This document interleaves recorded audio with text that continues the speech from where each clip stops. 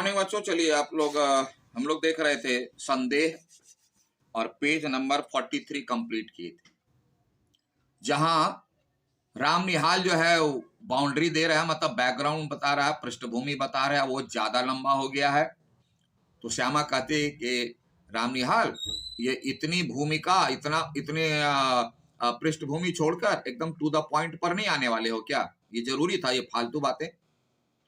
तो राम निहाल थोड़ा चुप हुआ, फिर स्टार्ट करता है। मैं तुमको अपना शुभचिंतक मानता हूं। ध्यान देना, जब भी किसी व्यक्ति को किसी से काम लेना होता है ना, तो झूठी या सच्ची प्रशंसा करता है, ताकि उसके दिल में उसके प्रति एक सकारात्मक भावना पैदा हो, और तब जो है उससे डिमांड करता है, उसके सामने अपनी बात रखता है। वो है क्या? देखो, अपना शुभ चिंतक, मित्र और रक्षक मानता हूं, इसीलिए कि तुम मेरा भला चाहने वाली हो, तुम दोस्त की तरह मदद करने वाली हो, और एज ए गार्जियन संरक्षक यानी मुसीबत आने पर रक्षा करने वाली हो। फिर तुमसे ना कहूंगा तो यह भार मतलब टेंशन, कहते हैं किसी को कह लेने से दिल का बोझ हल्का होता है। इसी दिल का बोझ, मन का बोझ, इसी को भार कहा गया। कब तक ढोता रहूंगा तुमसे बोल करके? क्योंकि मित्र से ही बात कही जाती है, गार्जियन से बात कही जाती है, और जो हमारा शुभ चिंतक है उसी से बात कही, क्योंकि वो अच्छी सलाह देता है, समस्या के समाधान में अच्छी सलाह देता है। तो बोलता है तुमसे ना कहूंगा तो किससे कहूंगा? यह चैत है ना, बोले यह चैत का हिंदी का महीना है। चैत, वैशाख, जेठ, आषाढ़, आश्विन, सावन, भादो, ये सब हिंदी का महीना है ना। जैसे जनवरी, फरवरी अंग्रेजी का महीना है। तो बोले यह चैत है ना। हाँ ठीक। कार्तिक की पूर्णिमा थी। अब वह घटना बता रहा है राम निहाल कि वाकई में वह घटना कौन सी थी। कि कार्तिक की पूर्णिमा थी। मैं नहीं, मतलब राम निहाल एक काम काज से छुट्टी पाकर संध्या की शोभा देखने के लिए दशाश्वमेध घाट पर जाने के लिए तैयार था। बनारस का घाट का नाम है। ब्रजकिशोर बाबू, जो जहां पहले राम निहाल काम करता था, ब्रजकिशोर बाबू उन्हीं का नाम है। तो ब्रजकिशोर बाबू के पास है ना एक पुरुष और एक महिला, यानी उनके रिश्तेदार मोहन बाबू और मनोरमा आए हुए हैं, पारिवारिक समस्या के समाधान की दृष्टि से। और ब्रजकिशोर बाबू बहुत बिजी हैं शायद, या उनके साथ समय देना नहीं चाहते, या जो भी कारण रहा हो। तो कोई किसी के यहाँ भी गेस्ट आता है तो उसके साथ समय दिया जाता है। बहुत लोग छुट्टी लेते हैं, हम लोग भी छुट्टी लेते हैं कि उनके साथ हम समय बिता पाए, क्योंकि वह दूर से आए हैं, हमारे पास आए हैं। अगर हम उसे समय ना दें तो माना जाता है उनका अपमान होता है, उनको मन लगेगा नहीं। तो ब्रजकिशोर बाबू ने कहा तुम तो गंगा किनारे टहलने जाते ही हो, राम निहाल जाता था। आज मेरे एक संबंधी आ गए हैं, रिश्तेदार, इन्हें भी एक बजरे मतलब बड़ी नाव को कहते हैं, बड़ी जो नाव होती है उसको कहते हैं बजरा, पर बैठाकर घुमाते आओ। बोले जाओ इनको घुमा दो, आज मुझे बहुत काम है, मैं आज इनके साथ समय नहीं दे पाऊंगा, तुम तो जाते हो घूमने, जाओ, मुझे आज छुट्टी नहीं है। मानसिकता देखिएगा, या हो सकता है आवश्यकता भी हो। मैंने स्वीकार कर लिया, नौकर है तो स्वीकार क्यों नहीं करेगा, इस ड्यूटी को स्वीकार कर लिया।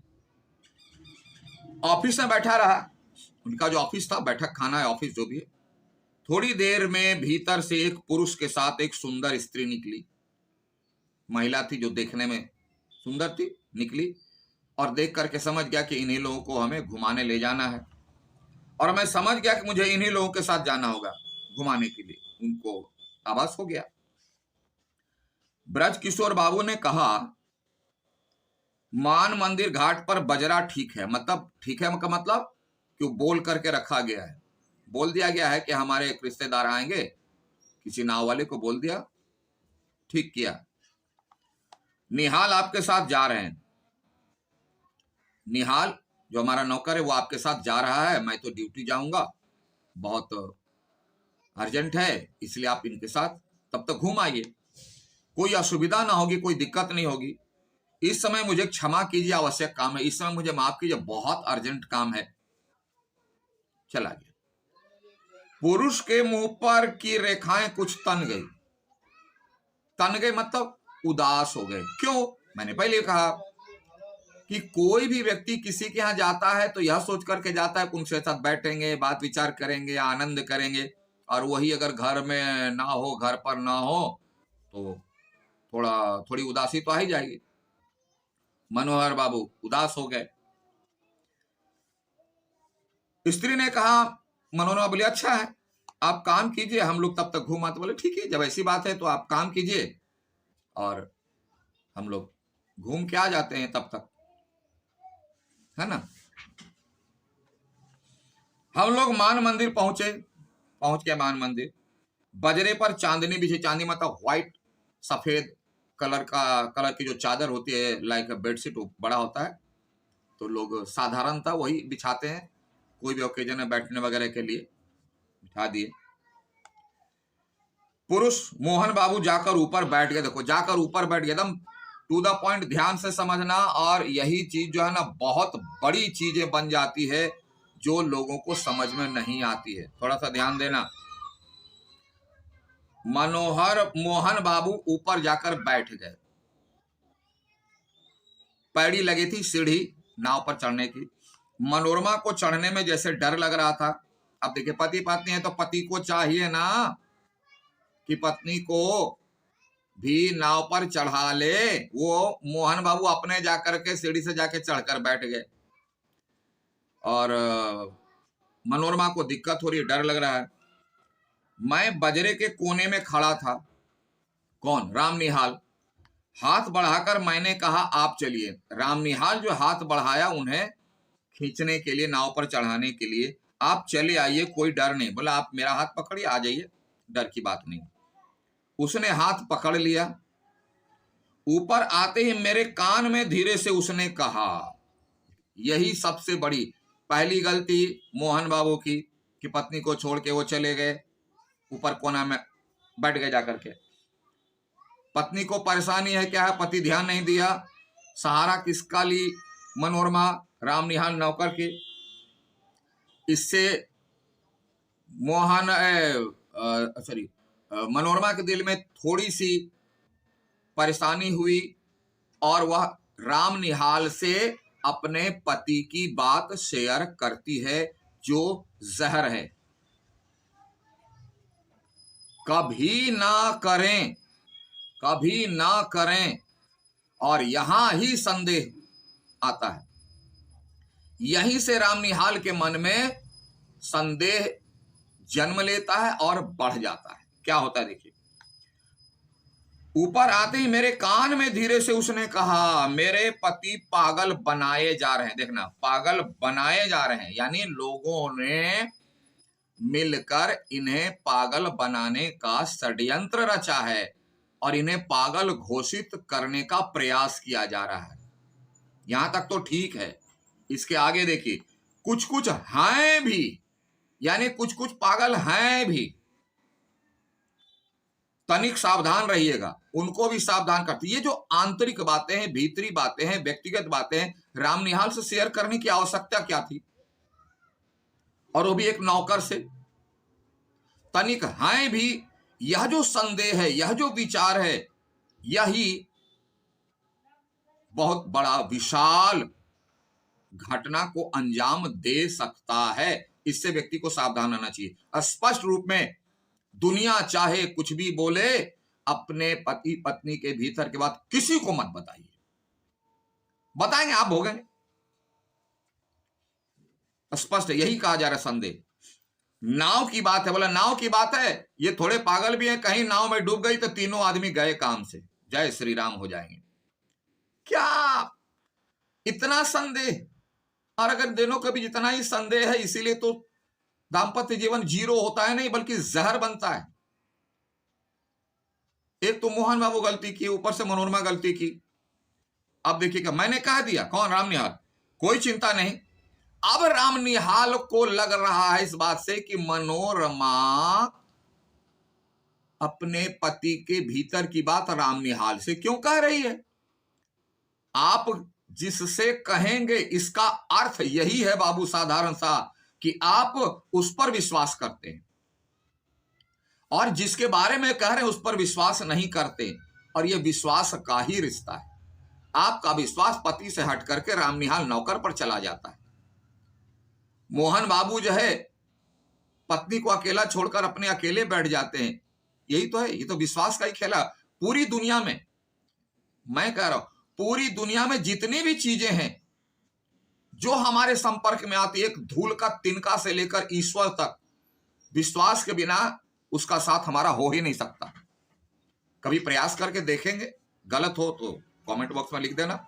हाँ सर, एक चीज मिली जिस पर जो है हमारा रत्ती विश्वास नहीं है, लेकिन मैं उसे बहुत प्यार करता हूं, मेरे करीब है, देख लीजिए।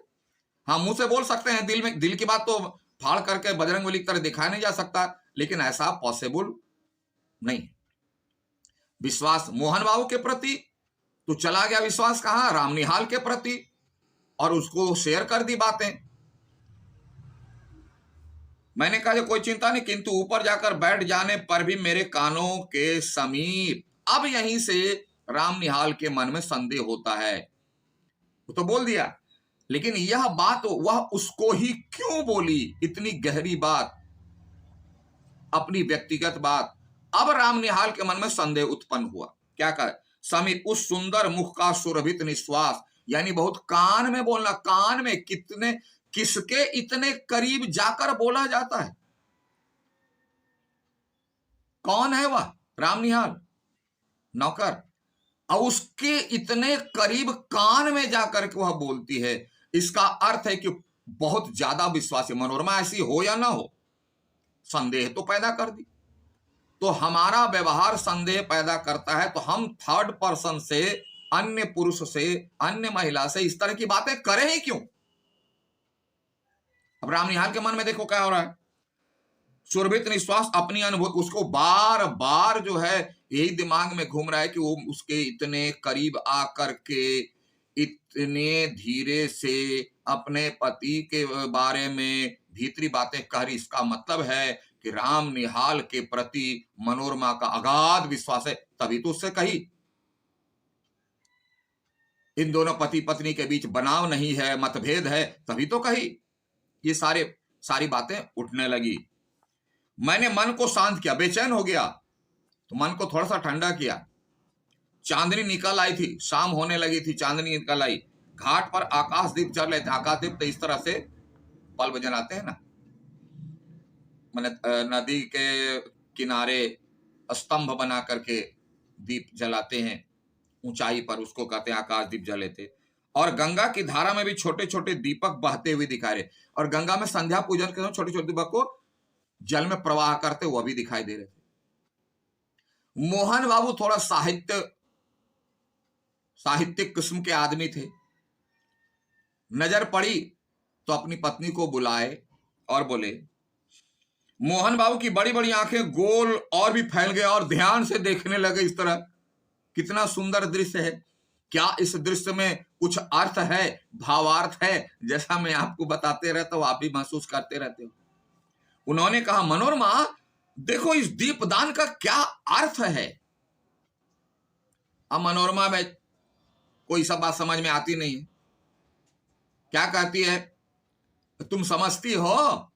मोहन बाबू कहते, देखो देखो मनोरमा, देखो कितना सुंदर दृश्य है, क्या इसका अर्थ तुम समझती हो। मनोरमा का जवाब सुनिए, हाँ गंगा जी की पूजा, और क्या। अब हेलना, अनिच्छा, अरुचि के दृष्टि से मोहन बाबू को उत्तर मिलता है। या इसका कारण क्या, अविश्वास, गहरा नहीं है। इस तरह से उत्तर देना किसी के मन में जो है ना दुख पैदा करता है। तो पत्नियां भी आजकल की लगभग वैसी कि ऐसी बातें बोलिए जिससे उसको दुख होए और हमको जो है सुख होए कि वाह मैंने क्या जवाब दिया है। ऐसा नहीं। तो मोहन बाबू को तकलीफ लगती है और बोलते हैं, यही तो मेरा और तुम्हारा मतभेद है कि मैं जिस चीज को दिखाने के लिए तुम्हारे से निवेदन करता हूं, लालायित रहता हूं कि पत्नी उसमें साथ दे, समझे, और तुम उसको डिनाई करती हो। इग्नोर करती हो, नजरअंदाज करती हो, अवहेलना करती हो और जवाब भी उसी टोन में देती हो। कितना बेहतर होता कि दोनों एक दूसरे का सम्मान करते हुए साथ चलते। वह कहती, हाँ देख रहा है, अरे मुझे तो समझ में नहीं आ रही बात, आप तो ज्यादा समझदार हैं, देखते हैं, दृष्टि आपकी ऐसी, थोड़ा समझा दीजिए ना, तो कितनी अच्छी बात होती। ये मनोरमा ना बोल के बोलते, हाँ गंगा जी की पूजा और क्या, तिरस्कृत उपेक्षित भाषा में। तो चलिए अब इसको आगे देखते हैं, फिर अगले पार्ट में क्या होता है। Okay, thank you, have a nice day.